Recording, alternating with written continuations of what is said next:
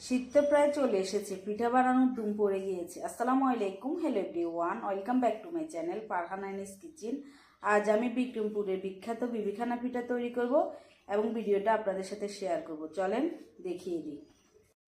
দুইটা ডিম ফেটিয়ে নিয়েছি, ডিমগুলা 30 মিনিট আগে ফ্রিজ থেকে নামিয়ে নিয়েছি।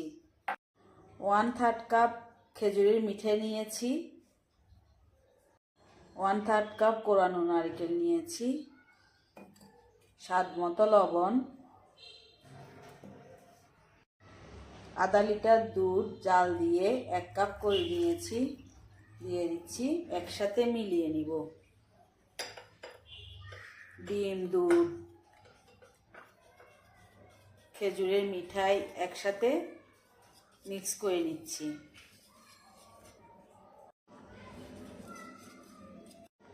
দুই 3 মিনিট এভাবে একসাথে মিক্স করে নিতে হবে।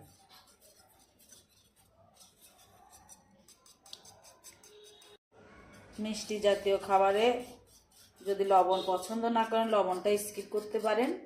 চাইলে এখানে এলাচির গুঁড়োও দিতে পারেন। আমার থেকে এলাচির গুঁড়োটা ভালো লাগে না, এই জন্য আমি দিচ্ছি না। চেষ্টা করবেন দুধটা একবারে ভালো করে ঘন করে দেওয়ার জন্য, তাহলে বিবিখানা পিঠা খেতে কিন্তু অনেক ভালো লাগে। মিক্স করা হয়ে গিয়েছে আমার। তারপর 2 কাপ শুকনো চালের গুঁড়া নিয়েছি ফ্রেশ, দিয়ে দিচ্ছি। একটু চেলে দিতে হবে, তাহলে পিঠাটা সফট হবে, খেতেও কিন্তু ভালো লাগবে। 1/4 কাপ ময়দা দিয়েছি। চাউলের গুঁড়া ময়দা একসাথে দোনোটা দিলে পিঠা কিন্তু খেতে অনেক ভালো লাগে।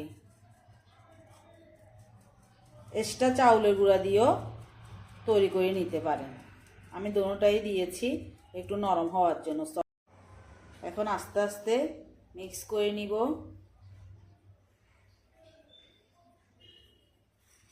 গুড়, ডিম সব কিছুর সাথে আস্তে আস্তে মিক্স করা হয়ে গিয়েছে। 2 টেবিল স্পুন ঘি দিয়ে দিচ্ছি। আমার প্রথমে মনে ছিল না ঘিটা দেওয়ার জন্য। 1/2 কাপ রেগুলার তেল দিয়ে দিচ্ছি। একসাথে আরও 5-6 মিনিট মিক্স করে নেব সব কিছু।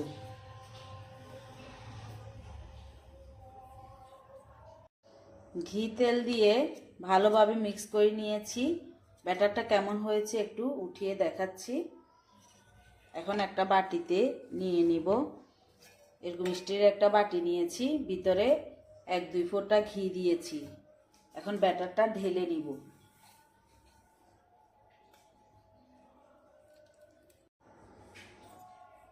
সম্পূর্ণ ব্যাটার ঢেলে নিয়েছি। বাটির ঢাকনাটা লাগিয়ে দেব, চুলার পাশে চলে যাব। চুলাটা ধরিয়ে আগ থেকে একটা ফ্রাই প্যান বসিয়ে দিয়েছি। ফ্রাই প্যানে কিছু পানি দিয়েছি, এরপর একটা স্ট্যান্ড বসিয়ে দিয়েছি। এখন বক্সটা দিয়ে দিব, দিয়ে ঢাকনা লাগিয়ে দিব। ঢাকনার ফুটাটা লাগিয়ে দিয়েছি। 30 মিনিট অপেক্ষা করব। প্রথম 5 মিনিট হাই হিটে চুলাটা থাকবে, পরে লোতে করে দিব। 30 মিনিট পর ঢাকনাটা উঠিয়ে নিচ্ছি।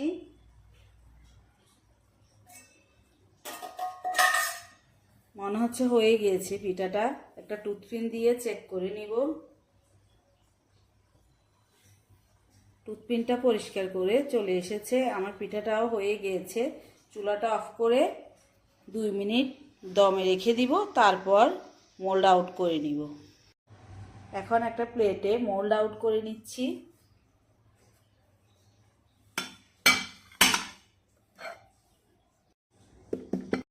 পিঠাটা মোল্ড আউট করে নিয়েছি, এখন কেটে দেখাবো। একটু কেটে দেখাচ্ছি কেমন হয়েছে। দেখতে যেমন, খেতে কিন্তু তার চেয়ে দ্বিগুণ মজা হয়েছে। এই পিঠাটা আমার নানু দেখতাম চুলাতে কয়লার মধ্যে দিয়ে তৈরি করতো, ওইভাবেও আপনারা তৈরি করতে পারেন। কয়লা ভাপ দিয়ে দেখেন কতটা সফট হয়েছে। আশা করি আমার এই মজার বিক্রমপুরের বিখ্যাত বিবিখানা পিঠার রেসিপিটা আপনাদের ভালো লেগেছে। ভালো লাগলে একটা লাইক দিতে ভুলবেন না। আপনি যদি আমার ইউটিউব চ্যানেল থেকে ভিডিওটা দেখে থাকেন, চাইলে চ্যানেলটা সাবস্ক্রাইব করে রাখতে পারেন। আর ফেসবুক পেজ থেকে ভিডিওটা দেখে থাকলে পেজটা ফলো দিয়ে রাখতে পারেন। ভালো থাকবেন, সুস্থ থাকবেন। আবারও দেখা হবে নতুন কোনো রেসিপি নিয়ে। আল্লাহ হাফেজ।